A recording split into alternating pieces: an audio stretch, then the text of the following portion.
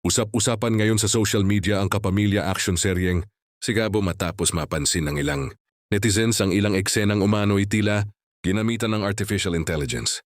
Marami ang nagbahagi ng screenshots at video, clips kung saan napansin nila ang ilang visual effects at background na kakaiba, umano ang itsura. Yuri sa ilang komento ng mga manonood.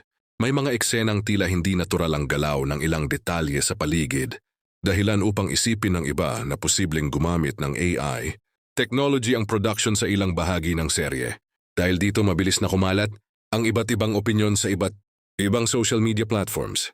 May ilan namang netizens na nagsabing wala silang nakikitang problema kung gumamit man ng AI, basta't mas napapaganda nito ang kabuuang kalidad ng palabas. Para sa kanila isa lamang itong modernong teknolohiyang maaaring makatulong sa mas mabilis at mas episyenteng paggawa ng ilang visual elements. Samantala may mga taga-suporta rin ng serye na nanawagan sa publiko na huwag agad maniwala sa mga haka-haka. Anila, hindi sapat ang mga viral na screenshot upang patunayang AI ang ginamit, lalo na kung wala pang opisyal na kumpirmasyon mula sa production team. Sa kasalukuyan wala pang inilalabas na pahayag ang production ng Sigabo o ang ABS-CBN tungkol sa isyong ito. Dahil dito nananatiling espekulasyon, lamang ang mga kumakalat na usapin sa social media.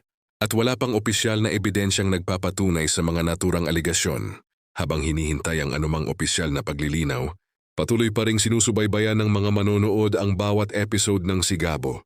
Inaasahan ng marami na mabibigyan ng linaw ang usaping ito upang matuldukan ang mga haka-haka at mapagtuunan. Muli nang pansin ang kwento at mga karakter ng serye